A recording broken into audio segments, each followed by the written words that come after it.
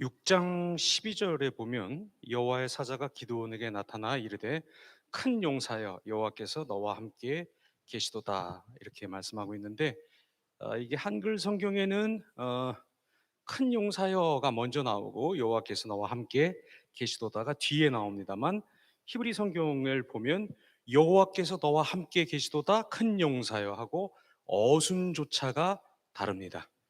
하나님이 함께 하시는 것이 큰 사람, 작은 사람의 유일한 기준입니다. 하나님께서 이렇게 사자를 보내서 기드온에게 말씀하셨음에도 기드온은 하나님을 전혀라 그러면 좀 그렇고 잘 모릅니다. 그 잘 모르는 기드온을 통해서 하나님을 잘 모르는 기드온을 통해서 하나님이 어떻게 잘 하나님 백성의 구원을 위하여 일하셨는지 오늘 한번 생각해 보도록 하겠습니다. 먼저 기드온은 자기에게 가까이 와 계시는 하나님을 모릅니다. 여기 15절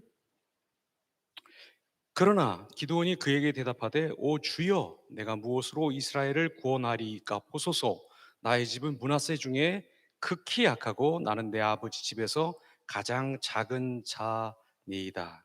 아주 겸손한 고백의 말씀을 했다고 오해하지 마시기 바랍니다. 오 주여 그러니까 우리가 속기 쉬운데 이 오 주여라고 하는 말은 선생님 이렇게 부르는 말입니다. 여러분 선생님이라고 언제 부르십니까? 저는 주로 그 뒤에 독한 말을 해야 할 때 길거리에서 운전을 정말 개떡처럼 이렇게 하시는 분에게 창문을 내리고 먼저 그 커뮤니케이션을 시도할 때 선생님 이렇게 부릅니다. 그 뒤에 말은 아주 독한 말이 보통은 따라갑니다. 그리고 여기 뒤에 나의 집은 문화세 중에서 극히 약하고 뭐 작다 이렇게 얘기했는데 이게 겸양의 말이 아니라 사실은 거짓말을 하고 있는 겁니다. 왜 그런가? 25절 한번 보시기 바랍니다. 6장 25절. 그날 밤에 여호와께서 기드온에게 이르시되 내 아버지에게 있는 수소 곧 7년 된 둘째 수소 이렇게 얘기했는데 이 당시에 집에 수소가 둘째 수소까지 있는 집이 흔하지 않았다고 하는 것은 우리가 쉽게 알 수 있습니다. 더더군다나 이 아버지 이름이 요아스인데 요아스라고 하는 건 하나님이 도와주신다 이런 뜻인데 정작 이 요아스라는 이름을 가진 기드온의 아버지는 집에 바알의 제단을 갖다 놓고 섬기고 있는데 아시다시피 이 종교하고 경제력은 거의 비등하게 일치하게 가는 거라 아무나 이렇게 집에다가 제단을 설치할 수 없었으므로 기드온 아버지가 굉장한 재력가였다 하는 것을 어렵지 않게 알 수 있습니다. 27절 또 보겠습니다. 이에 기드온이 종 10사람, 집에 종이 최소한 10사람 이상 있네요. 이런 집이 약한 집이라고 말할 수가 없겠지요. 그 다음에 계속 읽어보니까 그에게 말씀하신 대로 행하되 그의 아버지의 가문과 아버지의 가문이 있네요. 여러분 족보조차가 없는 미미한 집이었다고 한다면 아버지의 가문이라고 뭘 그렇게 들먹이고 할 것까지 없지요. 31절은 이 요아스가 기드온이 이렇게 그 자기 집에 있는 산당을 찍어버리고 바알의 제단을 그 파해버리고 산 꼭대기에다가 제단을 쌓고 아세라는 바알의 와이프인데 목상입니다. 나무로 만든 상인데 그 나무로 불을 떼서 7년 된 둘째 수소를 잡아들인 것을 보고 사람들이 우르르 하고 몰려 나오니까 요아스가 아들을 위해서 하는 말을 한번 들어보시기 바랍니다. 31절입니다. 요아스가 자기를 둘러선 모든 자에게 이르되 너희가 바알을 위하여 다투겠느냐? 너희가 바알을 구원하겠느냐? 그를 위하여 다투는 자는 아침까지 죽임을 당하리라. 내 아들 건들면 다 죽여 이렇게 말을 하는데 이게 이 말을 해서 먹힐 정도의 뭔가 그 힘이 있는 사람이 말을 했으니까 이 말을 듣고 이 동네 사람들이 잠잠해진 것이 이 말을 그냥 뭐 눈알이 돌아가서 희번득해서 이렇게 말하는 모습이 아닙니다. 그러니까 뭘 알 수가 있냐면 기드온 집안은 요 동네에서 제법 큰 힘을 가지고 있던 더더군다나 집에 바알을 모시는 산당까지를 집에 말하자면 그 중보기도실이 있는 거죠. 그 정도가 되는 굉장한 집안 사람이었구나 하는 것을 알 수 있기 때문에 15절에서 그러나 기드온이 그에게 대답하되 오 주여 내가 무엇으로 이스라엘을 구원하리이까 보소서 나의 집은 므낫세 중에 극히 약하고 나는 내 아버지 집에서 가장 작은 자이다. 이 말은 겸손해서 주님께 자기를 낮추는 말이 아니라 한마디로 두려워서 안 하겠다고 거짓말하고 있는 거라는 것을 알 수가 있습니다. 왜 이렇게 두려워할까요? 왜 이렇게 두려워할까요? 뭐 별거 없습니다. 오늘 우리 리더님 기도하실 때 강하고 담대하라고 해서 저도 강하고 담대하게 여러분에게 말씀드리는데, 여러분 사람이 왜 약해지죠? 언제 겁내죠? 하나님이 자기랑 같이 계신다는 거 모르면 누구도 약해질 수밖에 없습니다. 16절 뒤에 이어서 봅니다. 6장 16절입니다. 여호와께서 그에게 이르시되 내가 반드시 너와 함께 하리니 네가 미디안 사람 치기를 한 사람을 치듯 하리라 하시니라. 이런 말씀이 나옵니다. 여기 12절에 6장 12절 여호와의 사자가 기드온에게 나타나 이르되 큰 용사여 여호와께서 너와 함께 계시도다. 자, 이렇게 여호와의 사자가 말했을 때 기드온과 함께 하신다는 하나님은 3인칭으로 표현된 하나님이었습니다. 그런데 16절에는 바로 사자가 소개한 그 하나님 자신이 말씀하고 있습니다. 위에서는 사자가 그러니까 아무리 여호와의 사자가 나타나서 말씀해도 그거 뭐 당사자에게 듣는 말이 아니니까 의심할 수 있다 하지만 지금 16절에서는 바로 여호와의 사자가 그렇게 함께 하신다고 보여준, 약속한 그 당사자인 하나님이 나타나셔서 말씀을 하시는데, 여기 내가 반드시 너와 함께 하리라고 하는 말이 번역하기 이 말 너무나 자주 해가지고 신빙성이 좀 떨어졌는데 뭐 달리 어떻게 할 말이 없어서 제가 이렇게 드리는 말씀인데 좀 번역하기 어려운 말이에요. 왜냐하면 내가 반드시 너와 함께 하리라 라고 하는 말이 사실은 출애굽기에서 모세가 내가 가서 하나님 이름을 뭐라고 알릴까요? 하니까 하나님이 예흐 나는 나일 것이다, 나는 여호와다, 바로 그 말이에요. 하나님이 그거 말해주고 있는 거예요. 내가 지금 너한테 말하고 있는 내가 누구냐 하면 내가 여호와다, 내가 나일 것이다, 내가 지금도 장래에도 미래에도 영원 전에도 영원 후에도 변함이 없는 너희의 하나님, 스스로 하나님이신, 스스로 자존하시는, 다른 것을 빗대서 맹세하고 뭐 어쩌고저쩌고 그럴 이유가 아무것도 없는 스스로 계시는 이분으로부터 모든 것이 나온 바로 그 하나님 예흐의 에셀 예흐, 여호와, 내가 여호와다, 내가 나일 것이다, 그걸 말씀하고 있는 거예요 지금. 근데도 이 기드온이라는 분 하나님을 못 믿어요. 하나님이 자기랑 가까이 한다는 것을 전혀 못 믿고 있습니다. 바로 이렇게 기드온과 함께 해주신 하나님이 메뚜기 떼처럼 올라온 미디언을 한 사람 치듯이 때려 눕힐 수 있는 그 힘의 원동력이, 그 권위가, 그 능력이, 그 창조주로서의 위엄이, 약속이 모세에게 그렇게 말씀하셨던 그대로 한결같이 성실하게 그 약속을 자기 백성에게 지키는 하나님이 자기 앞에 계신데도 기드온은 영 몰라 통 몰라 가르쳐줘도 몰라 이러는 내가 싫어, 지금 이렇게 하고 있는 겁니다. 하나님이 이런 자도 데려다가 쓰셨다는 것입니다. 두 번째 17절 한번 보겠습니다. 17절을 보면 이런 말씀 나옵니다. 기드온이 그에게 대답하되 만일 내가 주께 은혜를 얻어 싸우면 나와 말씀하신 이가 주 되시는 표징을 내게 보이소서, 이런 말씀을 하는 것을 볼 수가 있습니다. 여기에도 은혜 받으시면 안 됩니다. 그리고 오늘 우리는 아무튼 끝나고 나가시면서 저 뒤에다가 기드온이라는 부서 이름을 바꾸자, 뭘로 바꿀 것인가 하는 것을 스티커를 붙이고 나가시기 바랍니다.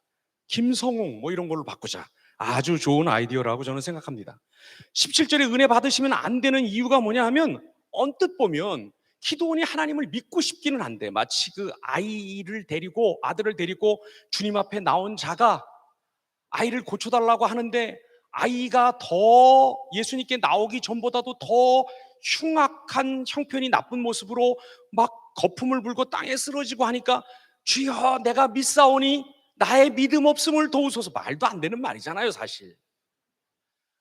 아니, 믿는다고 해놓고 나의 믿음 없음을 돕다니.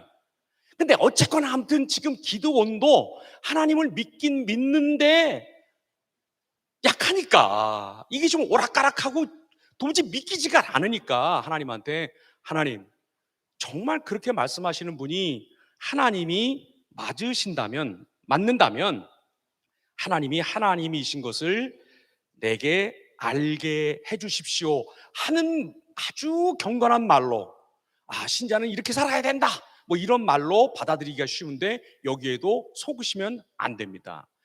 왜냐하면 이 말이 지금 하나님이 하나님 되신 것을 믿음 없는 저에게 조금 알려주세요라가 아니에요. 기도원의 관심은 하나님 누군가 전혀 관심 없어요. 뭐에 관심이 있냐면, 지금 너무나 이상한 말을 자기가 들었다는 거예요. 무슨 말? 너를 통해서 네가 미디안 사람들을 한 사람 때려 눕히는 것처럼 때려 눕힐 것이다, 네가 구원을 이스라엘에게 가져다 줄 것이다 라고 말씀하시는 아주 되게 망측하고 이상한 말씀이 있는데, 그 말씀이 과연 이루어질까 말까에 관심이 있는 거지, 지금 하나님이 누군가 뭐 별로 관심 없어요. 제가 무슨 기도원에게 억하심정이 있어요.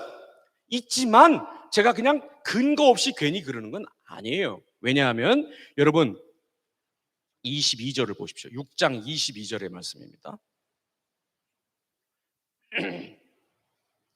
21절부터 제가 읽을게요. 여호와의 사자가 손에 잡은 지팡이 끝을 내밀어 고기와 무교병에 대니 불이 바위에서 나와 고기와 무교병을 살랐고 여호와의 사자는 떠나서 보이지 아니한지라. 22절, 기드온이 그가 여호와의 사자인 줄을 알고, 거기다가 여기 형광펜이 없으면 립스틱이라도 꺼내서 밑줄을 그으세요. 시뻘겋게. 여호와의 사자인 줄을 알고 이르되 슬프도소이다 주 여호와여, 내가 여호와의 사자를 대면하여 보았나이다 하니. 자, 그냥 상식적으로 뭐 D형 큐티까지 갈 것도 없어요. 귀납법 이런 거 할 것도 없어요. 귀납법이든 뭐 코납법이든 이런 거 하지 말고, 자, 이 두 구절을 비교해서 한번 여러분 생각해 보세요. 지금 앞에서 16절 17절 얘기할 때, 17절에서 기드온이 그에게 대답하되 가지 마십시오 이렇게 할 때 하나님인 줄 알고 있었어요? 몰랐어요. 몰랐으면 22절에서 아이고 내가 하나님, 지금 내가 여지껏 얘기했는데 알고 보니 그분이 하나님이셨네 라고 뒤에 알았다고 말할 필요가 있어요? 없어요? 없어요. 성경 쓰는 사람들이 그렇게 한가해가지고 지금 무슨 여기다가 무슨 뭐예요? 무슨 요즘 나오는 무슨 그 드라마 그거 지금 여기다가 이렇게 뭐 독백 지문 갖다 집어넣는 게 아니에요. 무슨 말이에요? 하나님하고 얘기하고 있으면서도 하나님이신 모른다는 얘기예요. 당신이 하는 말을 뭐 입증하소서, 하나님이 하나님이시라는 걸 보여달라는 말이 아니에요. 당신이 하는 말 굉장히 희한하게 들리는데, 너 결혼한다, 이거 진짜입니까? 너 승진한다, 이거 진짜입니까? 너 월급 올라, 진짜입니까? 너네 엄마 아빠 이번에 암에서 나신다, 이거 진짜입니까? 그 말이 관심이에요. 그 말을 하는 분을 누군지 몰라요. 관심도 없어. 나중에 알고 어이쿠 큰일 났구나, 나 죽겠구나. 아마 민간 신앙에 이런 것이 있었던 모양이에요. 하나님을 사람이 보면 사람이 죽는다. 그러니까 다 얘기해놓고 할 짓 다 해놓고 뭐 할 거 다 해놓고, 여기 재물 드렸다는 말이 그렇게 기특해 보이십니까? 아니요. 이거 에훗이 에글론에게 곡물 갖다 바쳤다라고 할 때 바로 그 조공이라는 말하고 똑같은 말을 쓴 거예요. 사사기 기자가 굉장히 날카롭게 보고 있는 거예요. 지금 하나님께 갖다 바친 재물도 재물이 아니라는 거예요. 그거 뇌물이라는 거예요. 이 정도로 지금 기드온의 수준이, 영적인 수준이 아주 낮다는 거예요. 하나님 관심 없고, 하나님 성품, 하나님의 약속, 하나님이 하시는 일, 하나님의 약속, 하나님의 백성 아무 관심 없어요. 하나님이 자기한테 한 말, 요게 이루어지겠는가? 안 이루어지겠는가? 요게 이루어지면 나한테 뭐가 좋겠는가? 이루어지는 게 좋은 것 같으니까 이게 반드시 이루어져야 한다는 그 생각 가지고 지금 하나님한테 얘기하고 있는 것입니다. 하나님이 가까이 와서 계셔도 하나님을 모르고, 하나님이 말씀으로 이렇게 이끄셔도 하나님의 말씀에는 별 관심이 없는 기드온을 슬프게도 우리가 대하고 있습니다. 그것만이 아니에요. 하나님의 임재를 모르고 하나님의 말씀을 모르고 이것만이 아닙니다.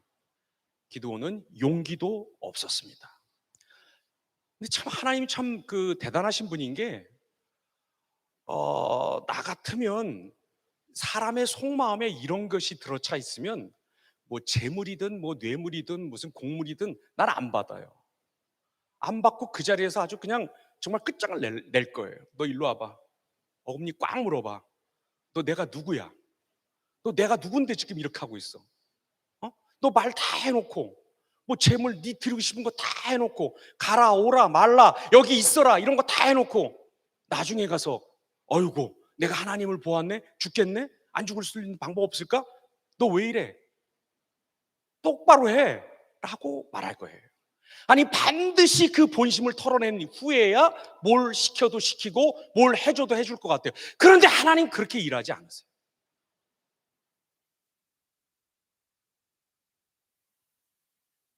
하나님 우리가 아주 어두움 가운데서, 깜깜한 속에서 마치 시각장애인이 코끼리 만진 것 같은 그런 느낌과 감각을 가지고 이분이 하나님이시다라고 믿으며 나아간 그 발걸음조차도 헤아려 주시고, 그것도 인도하시고, 그걸 통해서도 하나님이 누구신가를 끝내는 밝히시고 하나님다우게 일하시며 영광을 받으시고 구원의 아름다움을 백성들에게 베푸시기에 합당하시고 넉넉하시고 능력이 있는 분이세요. 이 재물을 말없이 받아주세요. 그러면서 한 가지 순종의 요구를 하시는 거예요. 그게 뭡니까? 25절입니다. 그날 밤에 여호와께서 기드온에게 이르시되 내 아버지에게 있는 수소 곧 7년 된 둘째 수소를 끌어오고 내 아버지에게 있는 바알의 제단을 헐며 그 곁에 아세라 상을 찍고 라고 말씀하고 있어요. 아까 말씀드렸으니까 더 부연하지 않겠습니다. 아버지 집에 있는 제단을 헐고, 아세라상이 목상이니까 그걸 땔감 삼아서 산꼭대기, 아버지뿐만 아니라 그 동네의 유지인 아버지뿐만 아니라 모든 동네 사람들이 볼 수 있도록 하나님의 제단을 그 산꼭대기 위에다가 쌓으라는 것입니다. 그런데 25절에 그날 밤이라고 하는 말과 27절에 여기 이에 기드온이 종 10사람을 데리고 여호와께서 그에게 말씀하신 대로 행하되 그의 아버지의 가문과 그 성읍 사람들을 두려워하므로 그 일을 감히 낮에 행하지 못하고 밤에 행하니라 하는 말씀을 한번 보시기 바랍니다. 여러분, 25절에 있는 그날 밤이 27절에는 없어요. 그냥 밤이에요. 쉽게 얘기해서 정관사가 없어요. 그날 밤이 아니에요. 이걸 보면 뭘 알 수 있어요? 예? 고민한 거예요. 며칠 밤을. 하나님이신 것 같아. 뭐가 같이 있는 것 같아, 자기랑. 그리고 말씀하시는 걸 보니까 하나님 아니시고는 하실 수 없는 말씀들을 하신 것 같아. 하지만 그분이 요구하시는 순종을 지금 당장은 행할 수가 없어요. 왜? 두려워요. 그러니까 며칠 밤을 뒹구는 겁니다. 해야 되나 말아야 되나. 이거 큰일인데, 이거 잘못되면 그냥 정말 멸문지화인데, 아무리 아버지가 힘이 있어도 이거 정말 집안 전체를 어렵게 만드는 건데, 아마 고민 많이 했을 거예요. 아브라함이 하나님의 말씀을 듣고 바로 즉시 이삭을 데리고 모리아산으로 그 다음날 아침에 일찍이 떠나는 것과는 아주 다른 모습을 보여주는 거죠. 며칠 밤을 전전반칙하다가 잠 못 자고 있다가 아몰랑 이러면서 기드온이 벌떡 일어나서 에이 될 대로 되라지 하고 나간 게 마침 밤이에요. 어쨌거나 이런 하나님께서 명령하신 것을 해요. 마을에서 난리가 났죠. 그렇죠? 그래서 사람들이 달려들어서 지금 기드온의 집안까지 쳐들어와서 얘기를 하는 거예요. 이럴 수밖에 없어요. 이 바알과 아세라는 어떻게 말하면 하나님처럼 이렇게 추상적인 신이 아니에요. 우주를 지으시고 조상에게 약속, 그게 아니에요. 바알이 뭐예요? 비바람의 신. 아세라가 누구예요? 천쟁의 신, 풍요다산의 신. 아주 말끔하고 깔끔해요. 현실을 관장하는 신이에요. 따라서 바알과 아세라를 섬긴다는 말은 그냥 단순히 종교적이라고 하는 말이 아니라 하나의 경제 공동체를 이루면서 옛날 말로 하면 중세 말로 하면 길드 정도가 되겠죠. 그 이름 아래에서 같이 먹고 사는 사람들의 연합이 바로 바알과 아세라를 섬긴다는 말이에요. 그러니까 이게 찍혀 있다는 말은 지금 우리의 존립 근거를 위협하는 아주 못된 적대적인 세력이 출현했다, 그 말이에요. 그래서 지금 기드온이 이렇게 이런 난행을 한 주인공이 기드온이라는 걸 어떻게 알아내고 지금 몰려들 왔는데, 재밌죠? 요아스가 이름의 뜻이 뭐라고요? 하나님이 도우신다, 혹은 하나님의 도우심. 근데 하나님의 도우심을 받는 사람의 집에 바알 신단이 있다. 그 사람이 나서서 자식 귀한 건 알았는지 내 자식한테 손대면 다들 내일 아침까지 다 죽는 줄 알아. 이렇게 겁을 주고 기드온은 아버지 바지가랑이 잡고 뒤로 숨어버리는 모습을 볼 수 있습니다. 나와서 한마디도 못해. 내가 하나님을 이렇게 만났는데 우리 이렇게 살면 안 될 것 같아요. 이거 아닙니다. 이거 하나님의 방법과 하나님이 요구하시는 삶과 하나님이 우리에게 살라고 한 삶이 아니지 않습니까? 그런 말 하나도 못해요. 내가 제물을 드렸는데 여호와의 사자가 이렇게 했고 저렇게 했고 한마디도 못해요. 하나님이 마치 모세에게 하셨던 말씀, 나는 나이다, 내 이름은 여호와다 라고 하는 그 하나님의 비밀을 내게도 보여주셨습니다. 그런 말도 못해요. 그냥 아버지 뒤에서 조용히 입 닥치고 계시는 것입니다. 하나님이 함께 해주시는 것도 모르고 하나님의 약속이 뭔지도 모르고 용기도 모르는 정말 깜깜한 데 들어가 있는 이 기드온. 하나님이 이 기드온도 쓰셔서 하나님의 일을 이루십니다. 이런 점을 생각하면 우리가 조금 정신 차리고 다시 좀 생각해야 될 게 있습니다. 무엇인가? 인생에서 정말 가장 심각하고 중요한 문제가 뭘까요? 저는 죽는 거라고 봅니다. 아무리 우리가 천국 간다고 무슨 환송 예배 이런 식으로 아름답게 그거를 미사역으로 얘기해도 죽는다는 건 참 두려운 일이고 누구도 대신할 수 없는 경험이고, 태어나지 않는 사람은 있어도 태어났는데 안 죽는 사람은 아무도 없고, 삶은 유한한데 죽어있는 상태는 제법 길므로 영원한 것처럼 보이기 때문에 죽음이라고 하는 것은 상당히 두려운 일입니다.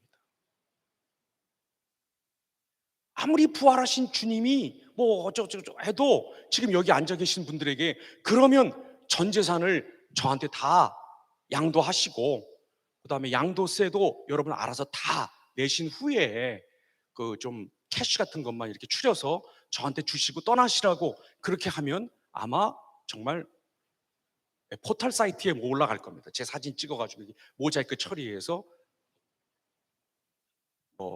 구천지 이렇게 해가지고 마각을 드러내다, 가스라이팅, 종교가 무서워 이런 식으로. 정말 그래요. 죽음이라고 하는 건 정말 무엇과 이렇게 바꾸거나 줄여서 말할 수 있는 그런 게 아닌 것 같아요. 아무리 우리가 예수님 부활 뭐 믿는다고 해도. 그런데 바울 같은 사람 한번 보세요. 바울이 뭐라고 얘기합니까?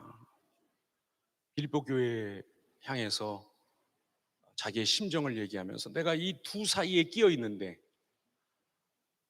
내가 그냥 개인적으로 원하는 것은 이 육신을 벗고 주님께로 가는 것이다. 이렇게 말을 하고 있습니다.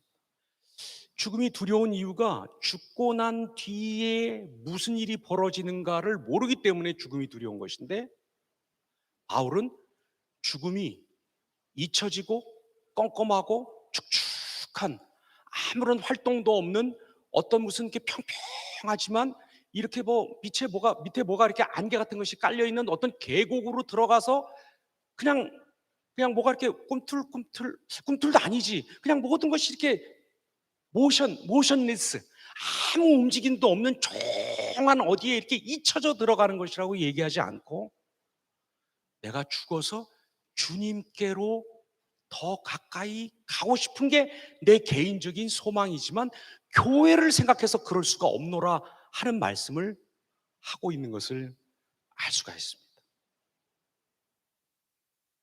그러고 보면 인간에게 가장 무서운 죄는, 우리가 어떻게 해서라도 피해야 할 것은 사기치고 간음하고 사람 죽이는 게 아니라, 물론 이런 것도 하지 말아야 되지만 너무나 당연하지만 하지 않는 것이 정말 두려운 것은 뭐냐 하면, 이런 죽음조차를 성도와 예수님이 더 함께 가까이 이 지상에서 살아있을 때 누리지 못하던 정도의 친밀감으로 함께 있는 사건으로 만드실 수 있는 그 하나님을 모르고 있다는 것.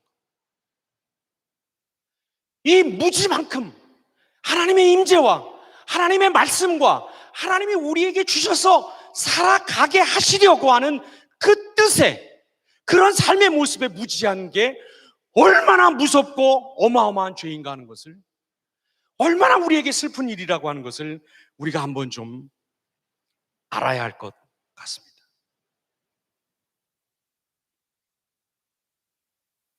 정말로 다행히도 하나님이 한 가지 놀라운 일을 행하신 것을 우리 모두가 알고 있습니다. 기도는 자기가 실컷 얘기한 분이 나중에서야 하나님이신 줄 알고, 그 당시 퍼져있던 민간신앙에 의해서 자기가 이제 곧 죽을 거라고 하는 두려움에 처했었습니다. 그런데 하나님이 우리에게 어떤 일을 하셨습니까? 하나님을 만나도 죽지 않는다. 하나님을 따라가는 삶을 살아도 죽지 않는다. 하나님이 마치 누룩처럼, 마치 겨자씨처럼 작게 시작하셨으나 결국 그것이 온 우주를 덮게 되는 새로운 현실, 새로운 창조, 새로운 크리에이션이 될 것이라고 하는 약속을 주셨고, 그 약속이 진실하다고 하는 것, 그게 이루어질 뿐 아니라 우리를 통해서 단절없이 이루어진다는 것을 표시하시기 위해서, 하나님과 함께 있어도, 하나님의 말씀대로 살아도, 하나님이 지시하시는 대로 떠나가도 죽지 않는다고 하는 것을 보여주시기 위해서 자기 아들을 십자가의 어둠에 죽여버리신, 넘겨버리신 이 하나님이 우리에게 가까이 계십니다. 사람이 하나님을 만나도 죽지 않는다는 것, 이 정도뿐만이 아니라 사람이 하나님이 만드셨다는 그 새로운 현실 속에 몸을 담고 자기 모든 것을 걸고 살아가도 결코 죽지 않는다는 것을 하나님 보여주시기 위해서 아들을 부활시키셨습니다. 하나님과 우리 사이를 가로막고 있던 모든 부재에, 하나님 없음의 모든 흔적들을 다 십자가로 지워버리시고 다 부활로 뭉개버리시고, 하나님과 사람이, 우리 같은 사람이 함께 살아도 괜찮다 하는 것을 보여주시기 위해서 하나님 십자가의 예수님을 내주셨습니다. 이제 하나님 없이 하나님을 몰라보는 그런 모든 어둠과 답답함과 음습함과 깜깜함, 이런 것들은 다 물러가고 하나님의 임재의 따스한 빛이, 안전함이, 희망이 우리에게 왔습니다. 이 하나님의 붙들어 주심, 이 하나님이 괜찮다라고 말하시는 이 새로운, 작게 보이나 아주 작은 것 같으나 무지한 것 같으나 이 새로운 현실 속에서 또 한 번 일주일을 살아나갈 용기를 얻으시는 저와 여러분이 되시기를, 저도 강하고 담대하게 축원합니다. 마지막으로 한 말씀만 더 드리겠습니다. 이름은 하나님의 도우심이라고 했는데 집에서 바알 섬기고 있던 요아스도 자기 아들은 감쌀 줄 알았습니다. 우리 아들에게 손댈면 내일 아침에 너희들은 다 시체. 그런데 온 우주를 지으시고 자기에게 정면으로 침뱉고 가래침 뱉고 돌아서서 내가 이 집에 다시 들어오면 성을 간다고 떠난 우리를 아들을 내어주시면서 다시 한번 양자로 들이신 이 정의롭고 이 빛나고 이 크신 위대하신 하나님이 우리의 요아스가 되어주십니다. 할 일이 아들을 안 죽이려고 나섰던 이 기드온의 아버지 요아스 정도가 아니라 아들을 내어주시면서 우리에게 자녀의 실권을 다시 한번 허락하신 하나님이 우리 가까이에 계십니다. 우리 나눔 같이 하고 제가 다시 돌아와서 기도하고 예배를 마무리하도록 하십시다.